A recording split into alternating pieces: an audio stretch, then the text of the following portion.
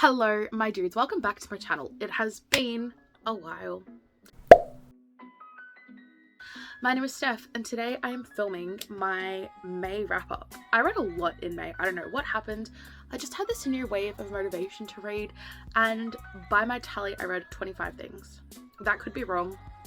We'll loop around at the end and see if it's correct. But I've decided today we're going to go from least favorite to most favorite.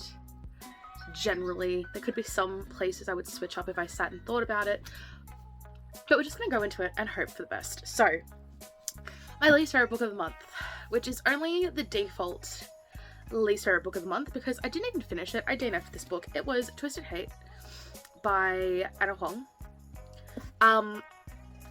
I forced myself to read 50 pages of this book, and I'll get into a bit more of my relationship with Anna Huang later, but basically I read 50 pages out of the 550 pages. 500 pages, I'm sorry, for a contemporary romance is just simply too long. I got 50 pages in, I realized I didn't think these characters had any chemistry. They were petty and bickering like children, and that is not my vibe. Like, I'm okay with a hate to love, but I need the hate to be adult hate. Not, I don't like you because you said this one thing about me this one time. Where, like, it just annoyed me. So I actually DNF'd this, and I am going to also unhaul it because I don't need it in my life anymore.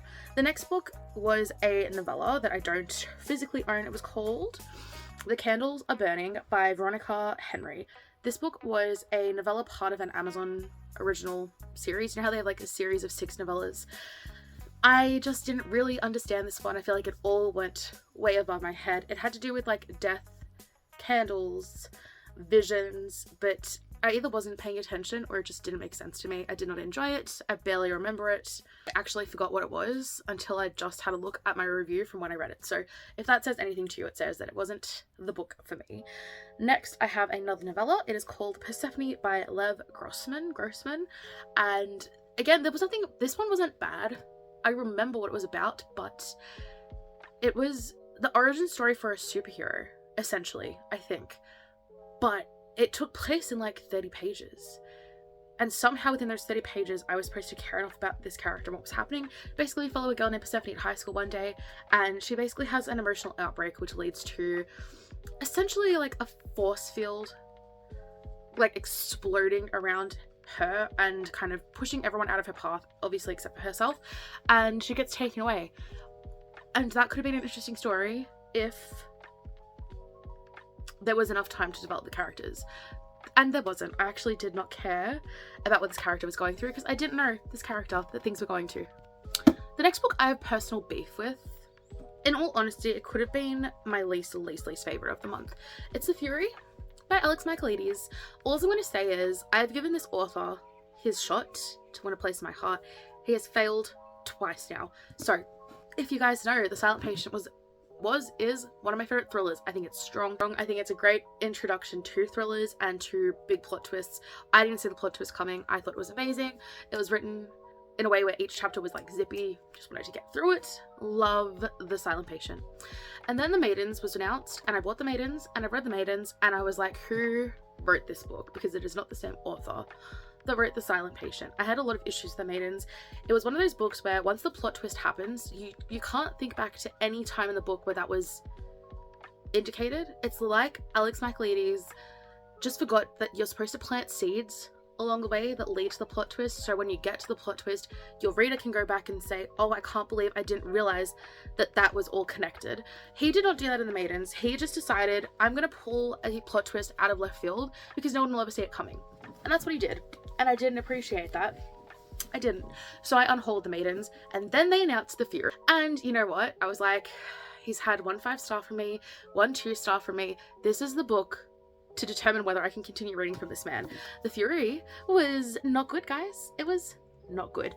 We follow a group of friends that decide to go to a Greek island for like a bit of a holiday.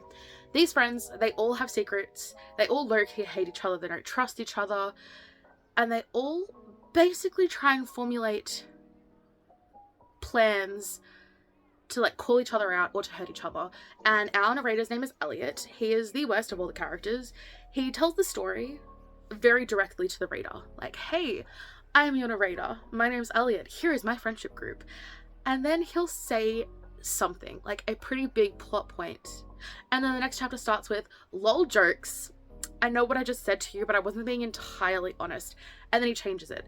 It sucked. I hated it. The plot twists weren't twisty enough. There was one plot twist. It was so ridiculous and so juvenile. I cannot believe it got put into an adult mystery. This book, so bad. I've decided me and Alex Michaelides, like, I'm breaking up with him. I will keep The Silent Patient on my shelves because respect. I'm never paying money for any of his books again. I'm never going to waste my time reading this man's books again. So that is also getting on hold, FYI, as is the next book on my shelf. Funnily enough, this book was actually already on my unhaul stack, and then for some reason I thought, you know what, I'll give it one last shot. I'll give it one chance, and if I don't like it, or if there's anything about it that doesn't vibe with me, it's going back in the unhaul pile, and there it shall remain. It is called Good Me Bad Me by Ali Land. This book, again, I picked it up because the plot sounded somewhat interesting. We follow our main character, a teenage girl named Annie, but she gets put in witness protection and her new name is Millie, so I'll just be calling her Millie. Millie's mum is a serial killer. She's killed 9 children, like kids, and Millie was actually the one that went to the police, told them about what her mom was doing and said, can you please arrest her? Like, I'm so sick of my mother murdering children and getting away with it. Like, please, can you arrest her? Which they do. This book follows Millie when she starts living at a new foster home with her psych. Like, her I don't know if it's her psychiatrist, but she's living with a psychiatrist who can prescribe her pills and gives her therapy sessions in their home. It's a very weird dynamic. And then the whole book, there's this overliving question of, is Millie going to turn out like her mother, right? Is it nature or nurture? It's that whole conversation of, is she going to end up like her mother based on genetics, based on the household she lived in?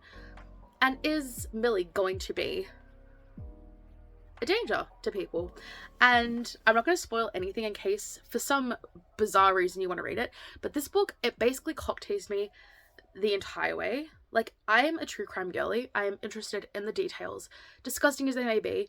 I like knowing exactly what's happened in a crime, so I can kind of in my head justify the outcome. Millie's mum, we get a lot of hints about things she's done. Like, she's done something to Millie, which means Millie can never have kids. We're never told what the something is. Obviously, we can fill in the blanks, but, you know, we don't know the motivation behind Millie's mum's crimes. We know that Millie had a father, obviously, and a brother, but we never get flashbacks to a time when the 4 of them all lived in the house together. It's just, there's so many gaps and blank spaces in this book, and that really annoyed me. And it's not what I thought it was going to be. So I'm going to unhaul it. I'm also not giving any of these books star ratings on this video because I don't remember when I rated them. And I don't want to, you know, I don't want to wreck myself. The next thing I read this month was, I think, the last novella that I read in May, and it's called Murders at the Royal Ruby. This follows an actress, or an aspiring actress, who works at a theatre, and she loves all of her co-workers save one woman who is out to make everyone's life a living hell, but unfortunately she is like the star actress. This was an interesting novella. I didn't necessarily predict where it was going to go, but at the same time it was so short. Like, it's really hard to build tension and build up the suspense when it's so short. So while I didn't dislike it, I'm not going to remember it. Like, in a month's time I'll be like, what's the murder at the Royal Ruby? Next we have got Twisted Games by Anna Huang. Now let's go some backstory. I read Twisted Love by Anna Huang this time last year. I really enjoyed it. I think I gave it like a 4-star. And then I found out that Twisted Games, the sequel, was about a princess and her bodyguard, and that is not my vibe. That's like a trope. That's a dynamic that I'm not interested in reading about, but I saw that Twisted Games audiobook was at my library, so I borrowed it, and it took me like 5 or 6 days to get through this book. We follow Bridget, a princess, and Reese, her bodyguard, and first of all, their relationship dynamic, it goes from they never talk to each other to, oh my god, I'm gonna miss you so much. It's a weird dynamic because technically, like, Bridget is Reese's employer, but at the same time, he's the bodyguard who gives orders that she has to follow. I didn't like the dynamic. I didn't like that even when Bridget said multiple times, like, this is never going to be able to work, he is thinking, I don't care what she says. Like, I'm never gonna leave her alone. Even if she dates someone else, and even if she does this, and even if she gets married, and even if she has kids, like, I'm never going to leave her. I'm never going to give up on her. Which I guess could be romantic to some, but I'm just getting old and bitter, and I didn't like that attitude. I was like, boy, she's told you to back off. Like, how about you back off? I didn't like it. I did not like it. I am unhauling it. So when I said, like, I started Twisted Hate and was, like, not vibing, I wasn't vibing at the start of Twisted Games, and I just pushed through. So I decided with Twisted Hate, I wasn't going to push through. I was done. Like, goodbye. Goodbye, Anna Fong. I am unhauling all of the books I owned by her. So I owned 7 books by her. So the Twisted series and the first 3 books from the Kings of Sin or whatever, Princes of Sin series. And I'm getting rid of everything except Twisted Love, because that's the one that I read and know that I actually enjoyed. The rest do not own any space on my shelves anymore. The next book I read was based on a recommendation from my bestie Sarah. It was Second First Impressions by Sally Thorne. This book I, again, initially had on my unhaul pile. Sarah said give it a shot, that she really enjoyed it. So I did. I took it off my unhaul pile. I read it. I didn't love it. I didn't buy the relationship between the 2 main characters. I think it's Ruth and Teddy were their names. I definitely got their friendship vibes, and as soon as it started to delve into relationship romance territory, I stopped believing it. It felt very forced. It felt like the pacing throughout the relationship just didn't make sense, and it was definitely one of those books where every single side character was so extreme and bizarre and odd to make you remember them, but it was so unrealistic, you know? Ruth lives and works at a nursing home. Teddy's like this wild bad boy who has to live there and work there to earn some money. The relationships, I get it, bad boy, dangerous, crazy boy, had beautiful, beautiful hair. And then there's Ruth, who is very homely, likes her style, likes rules, likes lists, and the 2 of them come together and kind of like changing each other up. I understood all of that. I didn't like the execution, and I didn't see the need to keep it on my shelves. I think I gave it exactly a 2.5 star for me. It was just the most average of books. I didn't have any super negative feelings, but I didn't have anything super positive about it either, so it is average to me. I did give it to Sarah, so now she can live and love that copy. She can live and love that copy. That hurts my soul just the tiniest bit. The next book I read is a hard-hitting YA. I first read my girl Kathleen Glasgow years ago. At least over 6 years ago now. Probably 2016, 2017. I read Gill in Pieces, and I had to make a book trailer for it when I was at uni. That's all irrelevant. I love that book. This book follows our main character, whose name is Emmy. Joey, Emmy, and 2 other people are in a car. The person who's driving gets them into a car accident. I think the guy who was driving recklessly, because despite it being rainy and on like really curved roads. Anyway, basically what happens is Emmy and Joey are leaving a party with these 2 people. So there's a guy driving and there's a girl who they've promised to give a lift home. They get into a car accident. The girl with them dies. The driver goes to juvie, and Emmy and Joey basically have like their entire lives shaken up. And Joey's parents discover, once they obviously get into the accident and get taken to hospital, they do a toxicology report on Joey and find out that he's actually on heroin. And his parents knew that he was like dabbling, but they didn't know he'd gone as far as heroin. They send him to rehab, and the book really starts when Joey comes home from rehab and Emmy has to kind of readjust her life to dealing with a brother who she's constantly on the lookout for. And that's what I really liked about this book. It deals with substance abuse in what I believe is a really stark, honest way, where Joey obviously has to make changes in his life. Like, he has to stop hanging out with people that do drugs. He can't stop. He has to work, and he has to go to school, and he has to do this, and he has to do this, so he doesn't stop and think about how much he wants the drugs. But Emmy almost becomes his guardian, where she tries so hard to stop him from living, basically, because she's worried that he's going to falter. It was really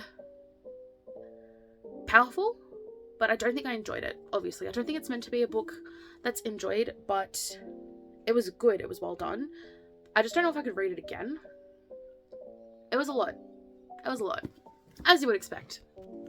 The next 3 books are all part of the same series. I do have a ranking option for them though.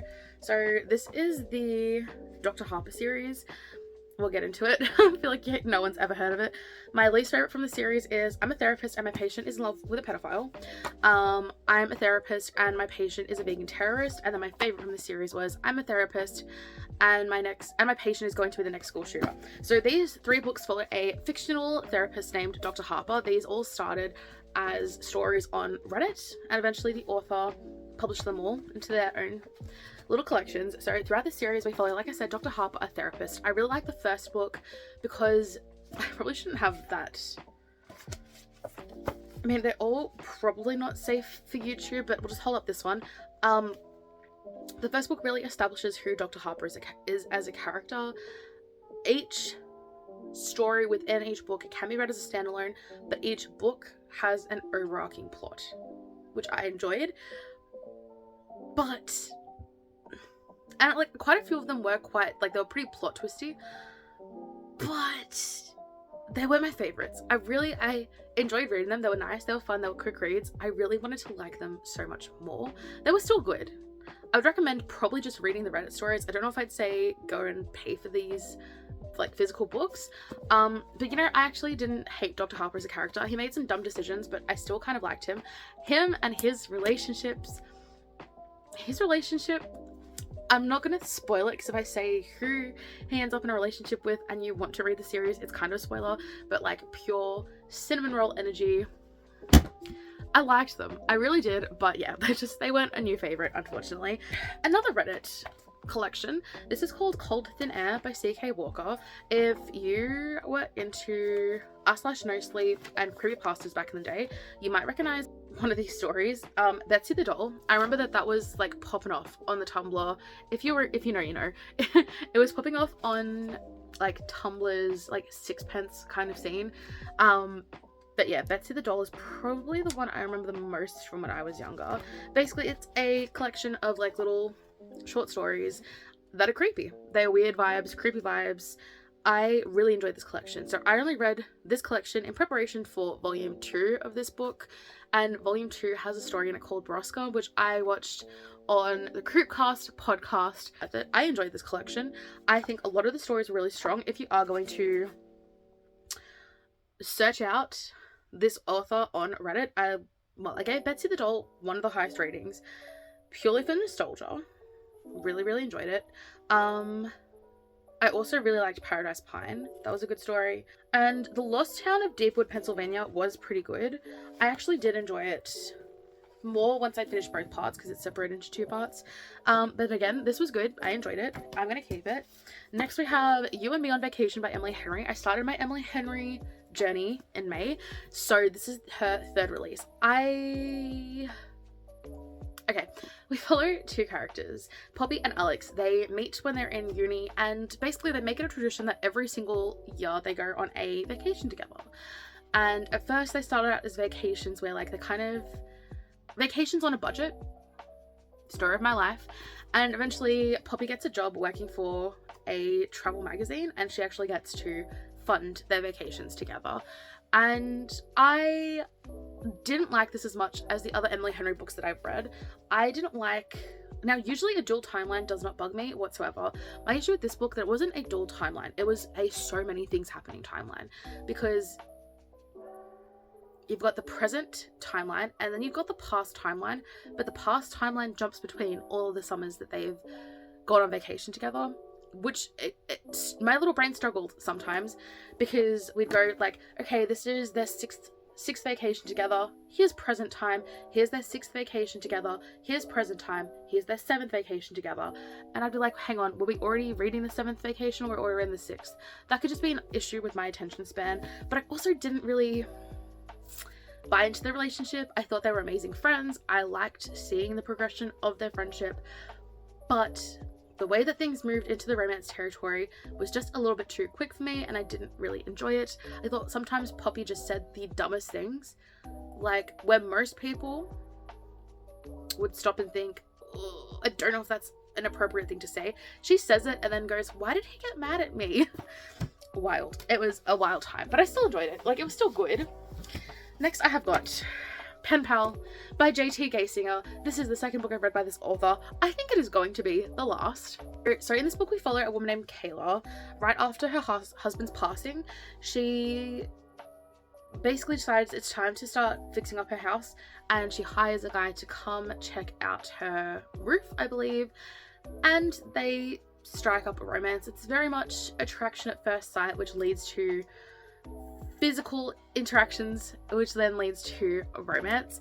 But meanwhile, Kayla is actually receiving letters from someone in prison, someone she's never met, someone who says, I'll wait for you forever if I have to. And she's thinking, I do not know this person, why are you sending me letters? And they kind of become pen pals. It's not a very prevalent part of the plot, so it's a lot to name the book pen pal when there's like only a couple of letters exchanged between the two of them. But she is kind of dealing with these weird things happening in her house where she thinks, oh shit, like my husband, is he still here? Is he still haunting me? She's getting these rando letters, and she's also really into a new guy named Aiden. I loved Kayla and Aiden's relationship from the get-go. As soon as he was like, do you think I'm attractive? Because I think you're attractive, I was there for it.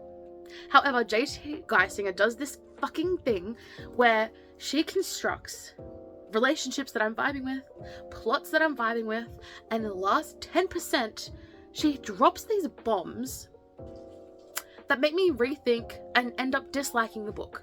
So, while I will not recommend this book lightly, I will say that if you can look past the annoyance of having a plot twist where there doesn't need to be one, but you do enjoy plot twists, I would recommend this, okay? I rated this section of the book easily 5 stars. This section of the book, like a single star. So it depends. If you're willing to go through a little bit of shit at the end to be able to hold on to the magic of the start, I would recommend this. If you are like me and that 10% is just going to stay niggling and nagging at the back of your mind, maybe don't read this. Am I happy I read this book? I cannot answer that. I don't know if I'm happy that I read this book. I wish that someone had said things are going to change after this page number. And if you're scared of change, maybe stop reading at that page number. I did not have any such warning. So I don't know how I feel about it. J.T. Gaysinger, I've read 2 books by this author, and both of them have left me just stuck. Like, I could sit here and for the next 10 minutes zone off thinking about the plot twists in these books. But they are predominantly romances, so if that helps you at all, go for it. Next, I have got a book I'm so glad I read this month. I'm so glad I finished this series. It is The Prisoner's Throne by Holly Black. It is the sequel to The Stolen Heir. This is, I think, the last book in the Elfhame series. Obviously, I can't say too much about this book because it is the sequel to The Stolen Heir. What I will say about this book is the reason it isn't higher is because I think the solution, the resolution to everything that's happened in these 2 books was way too convenient. Like, I read 2 whole books and all the drama, all the problems, all the politics, all the backstabbing and the hatred, it all gets resolved so simply. But, I mean, in the first book, I was there for Ren. I was like, Ren is a powerhouse. Like, she is such a good character. But because she was such a strong character in The Stolen Heir, Oak kind of just like fell to the side for me. This book, Oak got his redemption. I ended up loving this boy by the end. He fought so hard for Ren. I really enjoyed the duology. I don't think it's anywhere close. Like, it's not even in the same realm as the Cruel Prince trilogy, the original trilogy of books. I love the Cruel Prince trilogy so much that anything set in that world was going to be good for me. So I would recommend if you haven't read them, but I'm a bit of a sucker for like anything with romance, so you know. Next, I have got What Lies Between Us by John Mars. I wish this was higher on the list. I really thought it was going to be, but this is different from the John Mars books I've read before, and not necessarily in a good way. This book follows 2 women, Maggie and Nina. Every so often, every couple of days, Nina unlocks Maggie from her room in the attic where she is kept all day, every day. They have dinner, a very tense dinner, and at the end of dinner, Nina takes Maggie back upstairs, locks her back up, and continues going on with her life. These 2 women live in the same the same house. One of them is locked up, one of them is free. The whole book is kind of delving into their relationship and how things got to this point. I think I struggled with this book because I wasn't rooting for any characters. They all had so many problems. They all had made such bad choices. And I'm not going to spoil too much. What I will say is, me putting myself into one of these characters' shoes, because it was so hard to empathize with any of the characters, because they were all just, you know, I did this for you. I did this in your best interests. Well, you should probably ask the person before you start doing shit like that. It just was a messy relationship. But it was also, this book just didn't seem as snappy as John Marr's books, and that's what I've come to expect from them. Like The Passengers, very short, snappy chapters, multiple POVs. This just followed our 2 women in this house, and I just wish it was a little bit stronger. I'm not mad at it, I didn't dislike it, but it didn't really hit my expectations, if you know what I'm saying. So, a little bit sad. Next, I finally read what is going to potentially become a cult classic. I read Bunny. And this book was a lot different than I thought it would be. This book was very contemporary. I know that people like throwing around the terms dark academia, culty, but it didn't seem particularly academic to me. Like, I know these girls all know each other through uni, and I know that they have a workshop class together, which is pretty significant. I didn't get the dark academia. I definitely got the culty witchy vibes. This book is so strange. I don't actually know how to describe it. Basically, we follow our main character named Samantha. She has a class at uni with these 4 other girls that all call each other Bunny. They all have names, and they do call each other by their names, but like their collective name for their group is the Bunnies, and they each call each other Bunny. I love you, Bunny. Bye, Bunny. How was your holiday, Bunny? And Samantha absolutely despises them. Without even really knowing them, just the vibe they give off, she's like, ill, gross, don't want any part of that. But she actually kind of becomes welcomed into this friendship group, and dare I say it, becomes brainwashed. And it was interesting, and it was strange, and I didn't really love the ending because it kind of depressed me a lot, especially my interpretation of it, which is something I've noticed. I watched a lot of reviews on Bunny, a lot of spoilery reviews to see what people thought. My interpretation of most of the things that happened at the end are just very sad and really depressing for our main character, Samantha. I still enjoyed it. I just don't know if I would recommend it to everyone necessarily. It was a hefty book for this little brain of mine. Next, I picked up The Co-Worker by Freida McFadden. This book, again, look, this is what I expect from Freida. It was fun, it was fast, the plot twists, while they were fun and I didn't see them coming, they were too unbelievable. You want to talk about suspending your disbelief? Like, Jesus Christ. There is one thing that happens in this book. Again, I'm not going to say any specific spoilers, but to execute what happened in this plot twist, like, the person who accomplished it would have died. And instead, we're supposed to believe, like, all is fine. She's great. This book basically follows our main character. What is her name? Natalie. Natalie is popular. She's beautiful. She works at a company with a woman named Dawn. And Dawn, let's just be very fucking blunt here, guys. Dawn is on the spectrum. She has autism spectrum disorder, very fucking obviously. Like, I don't know why Freida and every other author is so scared to say the word autism. Maybe a controversial take there, but like, it's such a pet peeve of mine. One day, Dawn, who is very always on time, always sticks to a routine, sticks to a schedule, she doesn't show up for work and she hasn't called in sick or anything. Natalie is very curious and a little bit worried about why Dawn just isn't at work. She goes to Dawn's apartment and finds more than she bargained for. That's all I'm gonna say. It wasn't a bad book by any means. I enjoyed it. Just there was that one thing that just didn't make any fucking sense. Yeah. Moving on, next I have got The Stolen Heir. Like I said, this is the first book in the 2 additions to the Elfhame series, the Folk of the Air series. This book follows a character that we very briefly meet in the Cruel Prince series, but we also follow Jude's younger brother Oak, he was in the original trilogy quite a bit. Basically, things are not going well in Elfhame. There is an evil woman Ren's mother, who's threatening to basically destroy everything. So Oak finds Ren slumming it in the mortal world and is like, mate, we need to go back to Elfhame. We need your help. Shit's getting crazy. There was a betrayal in this book. Toward the end, broke my heart. I was so angry. I'm not going to get into it, guys. All you need to know is that it was hard. It was hard to read. It was hard to get past. I enjoyed this more than The Prisoner's Throne. I think it's because it was, I don't know, the development of their relationship. Like, obviously they had actual problems to work through. A lot of distrust and a lot of, I used to know you and you've changed. And I just enjoyed that more than the second half of this duology, I guess. But again, still really good. Next, I have got Never Lie by Freida McFadden. This was a recommendation from Sarah, who said, I think this is her favourite Freida McFadden book. In this book, we follow newlyweds Trisha and Ethan. They are on the way to see a house they're potentially interested in buying. They get caught in a blizzard. They find the house, and even though their real estate agent isn't there, they decide to go in the house and just wait out this storm together.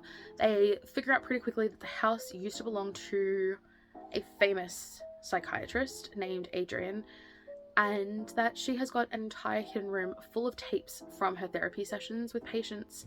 Trisha cannot help but listen to them, and she finds the house very creepy, weird vibes. We also get not only the tapes that Adrian's recorded, but we do get Adrian's POV from the past during the time of all these sessions. I really did enjoy this book. I enjoyed it. I've had a lot of people say that this is their favourite Freida McFadden book. Like on TikTok, this seems to be the fan favourite. I am not going to agree with that. It is not my favourite by any means. It is like top 5, but it is definitely not my favourite. I think my Freida tastes are a bit different than other people's. This was definitely not a favourite, but I did, again, like I really enjoyed it. I'd recommend it. Next, I have got Yours Truly by Abby Jimenez. This book is the, I guess, follow-up to Part of Your World, and I really enjoyed it. We follow a doctor named Brianna. She's basically living a perfect life, except that she's very single and that her brother is very ill, very sick, and needs a kidney donation. Needs a kidney donation? Her brother needs a kidney donor. One day, the book basically starts when this new doctor named Jacob starts in Brianna's hospital at her ward. She instantly dislikes him. She thinks he is bad news, but he's actually a very soft, anxious boy who just doesn't know how to verbalize his feelings correctly, accurately. These two strike up a friendship. They leave each other lots of notes all around their ward, and Jacob basically decides to test to see if he would be a match for Brianna's brother. Lo and behold, he is.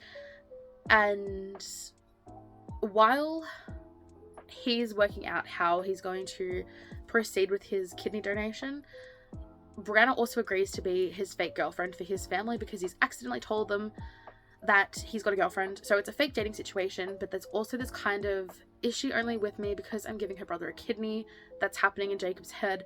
And Brianna thinks that Jacob's still in love with his ex-girlfriend. So there's a lot of problems, a lot of communication not happening, but it was a really fun read. I love Abby Jimenez. This woman can do no wrong in my eyes. She is an absolute order by author for me. Love her. Highly recommend. Next, I have got Book Lovers by Emily Henry. I love this book. We follow like a woman they call the Shark. Her name's Nora. They call her the Shark. She is a literary agent, and she's meant to be like super professional, but very blunt, to the point, gets what she wants to get. She ends up visiting a small town with her sister, I think her younger sister, and there she runs into, what's his name? Charlie. Charlie is actually an editor, and he is also known as quite the Shark.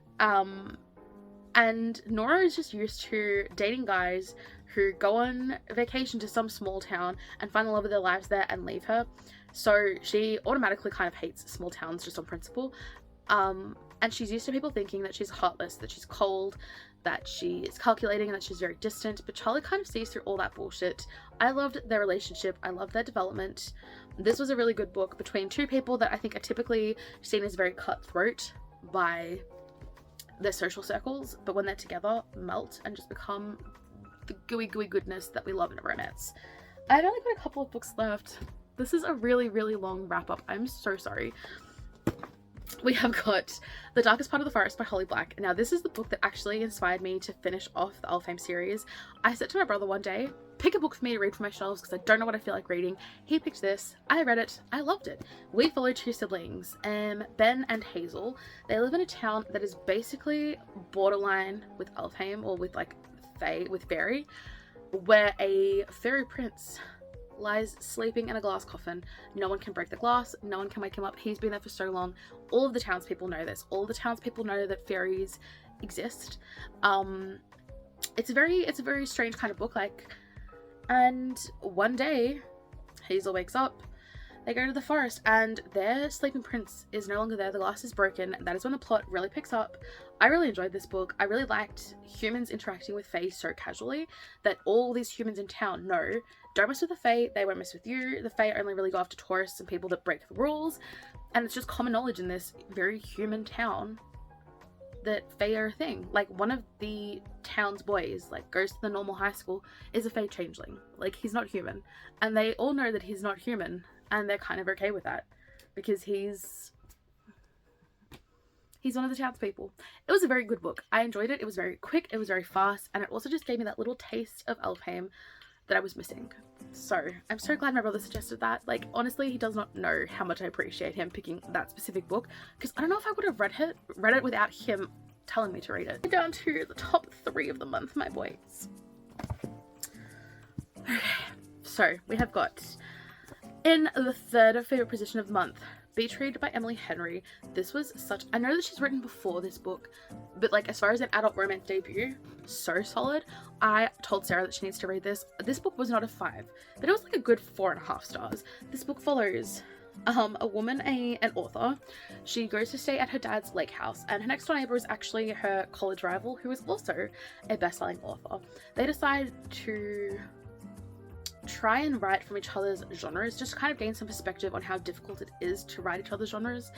And there's romance, and it was good. And there was a scene towards the end of this book, kind of at the point in the book where everything's going so well for the couple, and one little thing breaks them up. And while that scene was happening, my heart, it was clenching, my friends. I really hope Sarah enjoys this, because I really enjoyed this. So boys, in second place, I have got Just for the Summer by Abby Jimenez. This book starts off with a Reddit post. Basically, our main guy, Justin, he posts a Am I the Asshole post on Reddit, and our female character, Emma, sees it, responds to him, inboxes him, and they become friends.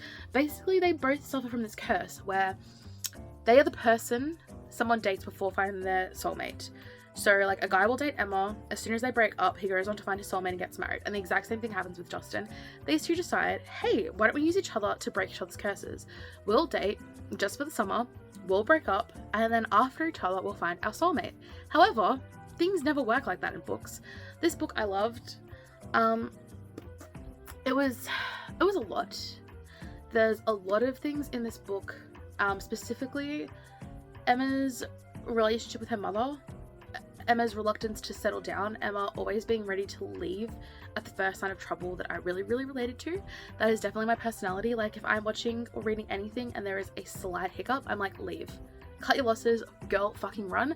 Obviously, that's not very realistic for a lot of people, but that is definitely my vibe, and it was definitely Emma's as well. So I related to her quite a bit.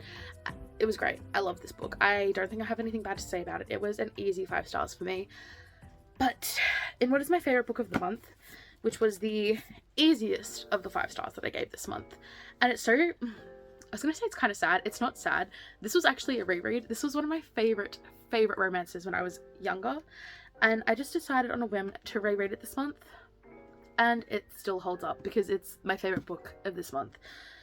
We're just gonna go without any introductions. It is On Dublin Street by Samantha Young. This book I read when I was a lot younger. This was probably one of my first adult romances that I fell into with my entire heart and soul. This book follows a character named Joss. She's experienced a lot of loss in her life. She is completely without family and has been spending a lot of her life since the accident that killed her family in the UK. She moves to Scotland and basically finds an apartment with this really fun, lovely girl of a roommate, and finds out that her roommate has got an attractive older brother named Brayden, who is very much interested in the cat and mouse game. Like, I'm going to chase you because I think you're attractive, and eventually you're going to say yes, and then I'm going to get bored. But Joss isn't going to do that. She's not interested in ruining her relationship with her roommate. Ellie, correct. She really, really likes Ellie. She really likes her living situation, and she doesn't want to jeopardize it by giving into Brayden, hooking up with him once or twice, and then things just being ruined. So they kind of strike up this deal eventually. Hey, for the next 3 months, we're just gonna have fun. We're gonna hang out. We're gonna be friends with benefits, but we're actually going to be friends as well. And at the end of the 3 months, we let each other go. Things go back to normal, and that's it. Things never work out like that in romances. We know that. But this book, there are some scenes in this book that absolutely, when I was younger, broke my heart, and I'd forgotten about them. Like, the specific scenes I'd forgotten. I just knew that this book had moments that destroyed my soul. Rereading it, I found those moments in the book again, and I was just, maybe it's a nostalgia thing. Maybe I only really love this because of the fact that I read it when I was young and that it has such a special place in my heart. But this was definitely my favorite book of the month. I have a couple of other favorite romances from when I was younger that I want to reread this month, but I'm already going to throw it out there, guys. June is probably not going to be a super strong reading month for me because it's already, the 3rd or 4th of June.